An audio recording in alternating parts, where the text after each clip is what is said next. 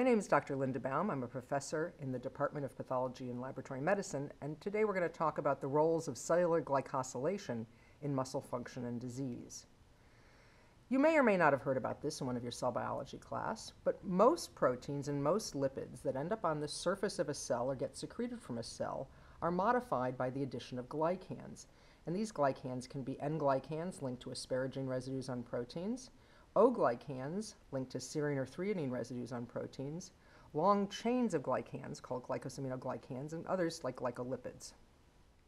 This textbook is available free online, and I suggest that you take a look at it. Several of today's slides have come from the textbook, and it's a wonderful resource, and it is free through the NIH website. Glycans are very abundant at the surface of cells. As you can see here, this entire black line is all sugar. This is all glycans. The lipid bilayer is this thin little line down here, and then we can see the inside of the cell. So this enormous coat of sugar is called the glycocalyx, and it includes glycoproteins, glycolipids, and proteoglycans, which are proteins that bear those glycosaminoglycans I mentioned. The common classes of animal glycans are shown on this slide. We're going to talk today about these GAG chains, glycosaminoglycan chains that can be linked to proteins.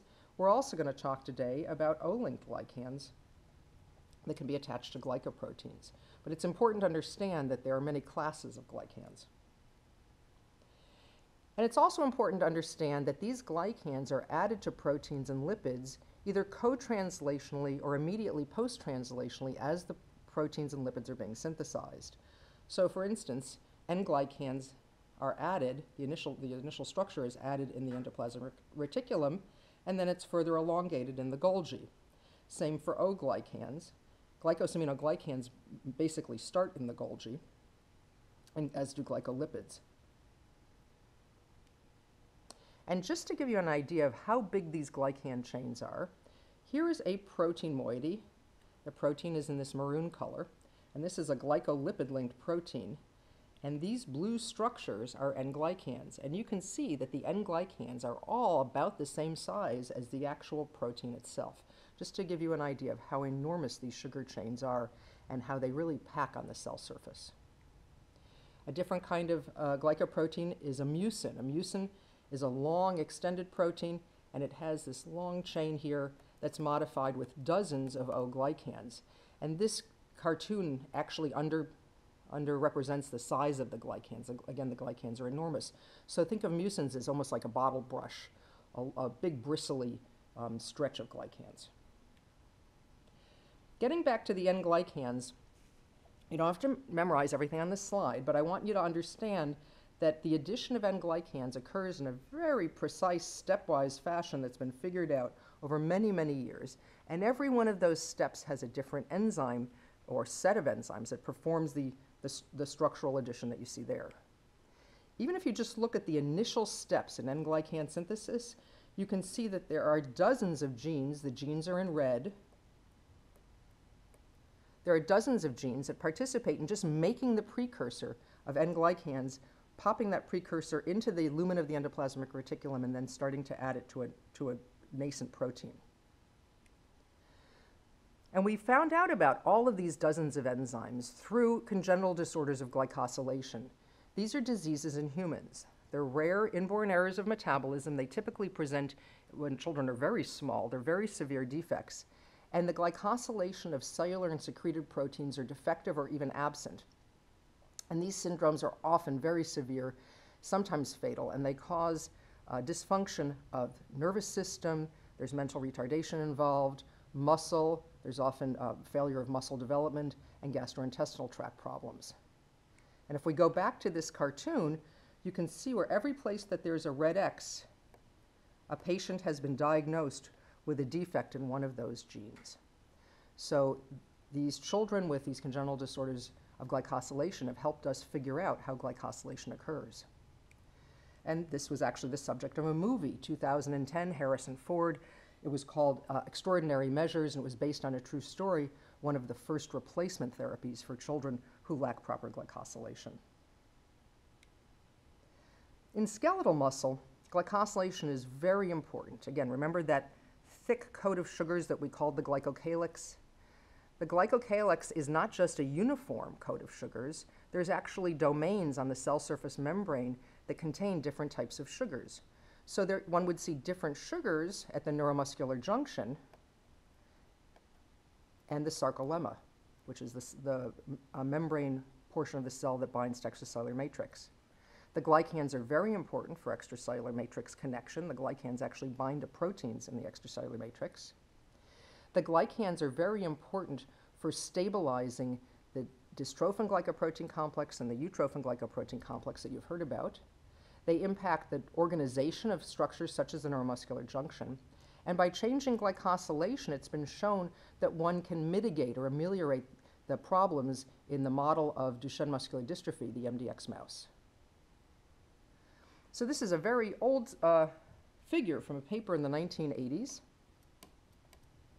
That showed that there were very specific glycan structures, carbohydrates, at specific domains on the muscle. Here is a muscle, and here is a neuromuscular junction. And that muscle cell has been stained with a lectin, a carbohydrate binding protein, came from a plant, that binds just to the neuromuscular junction, as you can see here. This is shown in a higher power below, and it's shown here in an electron micrograph where you can actually see the nerve terminal coming into the neuromuscular junction, and just the muscle side of the neuromuscular junction is stained black with this lectin. This lectin doesn't react with sugar structures on other parts of the muscle cell, so this lectin shows specificity, and it showed that one could discriminate different domains on a muscle cell by different types of glycosylation. This selective reactivity is found in many rodent species. Humans also have selective distribution of sugars, but the patterns are different than what we see in mice and rats and rabbits. If we get back to this cartoon showing all the common classes of animal glycans, again, I want to focus on these O glycans here that are initiated with a sugar called mannose. That's the circle right there. You've seen this complex before. It contains dystroglycans, sarcospan, and sarcoglycans. These proteins, because they're at the sarcolemma, are all heavily glycosylated. Dystroglycan itself has a domain here that's a mucin domain. It's a long stretch like that other protein I showed you. It's a long stretch that's heavily glycosylated with O-glycans. Many of these O-glycans are these O-mannose O-glycans, and these O-mannose O-glycans can be elongated with a glycosaminoglycan, a long polysugar chain that can bind laminin. And laminin is an extracellular matrix protein. And these structures protrude or stick out from the mucin domain right here of alpha-dystroglycan. Here's just that protein, alpha-dystroglycan, blown up, and you can see it has some N-glycans up here and down here at the bottom. And it also has O-mucin-type glycans, but it has these O-mannose glycans with these long proteoglycan or glycosaminoglycan extensions. And these are what bind laminin in the extracellular matrix and attach the side of the muscle cell to the extracellular matrix. The finding that the binding of laminin by muscle cells depended on glycans was shown in this experiment from a paper in Science in 2010. Alpha-dystroglycan was either control treated, that is, treated just with buffer, or chemically treated to remove all the sugars. And you can see that if this is the mobility, the relative mass of alpha-dystroglycan on an SDS page before treatment, after treatment, the mobility decreases significantly. And you can see that the band is running farther down the gel. This panel in the center shows binding of an antibody called 2H6 that recognizes glycosylated alpha-dystroglycan. And you can see that the antibody is binding to the untreated band, but when the sugars are chemically removed, the antibody doesn't bind. And yet, here's an antibody to beta-dystroglycan showing that the dystroglycan was put on the SDS page. And again, laminin only binds to the properly glycosylated alpha-dystroglycan, but doesn't bind when the sugars are removed. So removal of these specific glycans on alpha-dystroglycan with hydrogen fluoride, this chemical, abrogates the 2H6 reactivity. You lose reactivity with the antibody that binds glycosylated alpha-dystroglycan, and you lose the ability to bind laminin. And if we go back to these structures here that we looked at before, this is the long chain, this repeating chain here is what binds laminin. There are a number of disorders that I know Dr. Matthews has talked about called congenital muscular dystrophies. These are 20 different disorders. They're heterogeneous, but all involve muscle weakness, often present at birth. Most of them are autosomal recessive, and most of them result from loss of specific glycosylation enzymes that modify alpha-dystroglycan.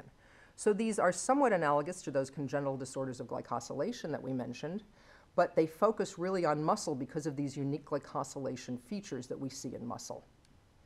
So in this cartoon, you can start to see where some of these defects have been found. There are patients that completely lack glycosylation of alpha-dystroglycan, and there are patients that put on just a single sugar or two sugars and, again, have very severe congenital disease, and this is called muscle-eye brain disease. And in this paper from Nature in 2002, the investigators looked at the muscle from patients with these diseases. This is muscle from a control patient, and this is binding of an antibody to beta-dystroglycan, and you can see the beta-dystroglycan is outlining all the muscle cells, as are these two antibodies that both bind properly glycosylated alpha-dystroglycan. This is 2H6 and 6A41. And this shows that alpha-dystroglycan is present in these samples because this antibody, the core antibody, binds the protein component only of alpha-dystroglycan and doesn't need the sugars to bind. In patients with muscle-eye brain disease, you see beta-dystroglycan, and the core of the alpha-dystroglycan protein is there, but the protein is not properly glycosylated because it's not reacting with these antibodies that depend on glycosylation. There's another disease called Fukuyama congenital muscular dystrophy, which again is a glycosylation defect. You see beta-dystroglycan, you see the protein core of alpha-dystroglycan, but you lack the proper glycosylation. So in these patients, these muscle cells, you can see that they don't look normal, and the muscle can't bind to extracellular matrix because the muscle lacks these specific glycosylation features. And that's shown here. Remember the slide we saw a few minutes ago where we had normal alpha-dystroglycan and we had a dystroglycan band that ran much lower when the glycans were taken off chemically.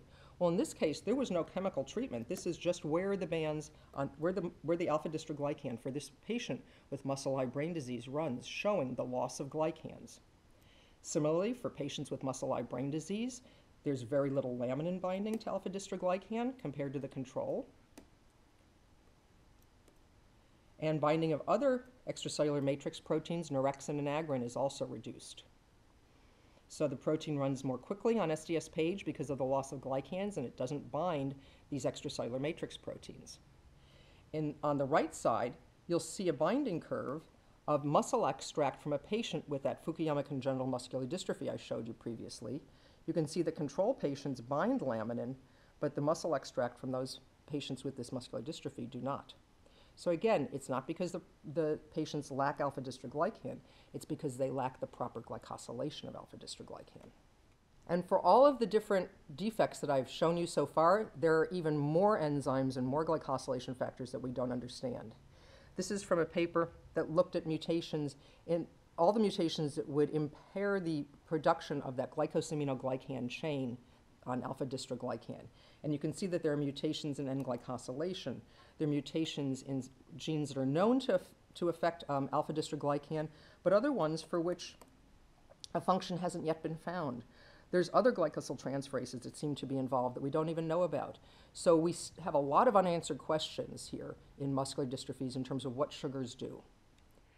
So we're left with some big questions. For all the detail that I just gave you on muscle glycosylation, there's still so much that we don't know. What is the full range of genes involved in muscle glycosylation, and how does loss of function of the proteins encoded by these genes result in congenital muscular dystrophies? What additional glycans are there? We may have to develop new methodologies to find and characterize these glycans.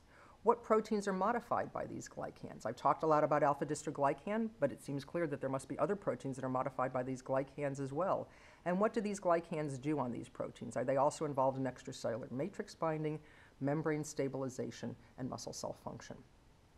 So today, I hope you now understand the role of cell surface sugars, especially in muscle cells, and how important glycosylation of the muscle cell is for muscle cell function.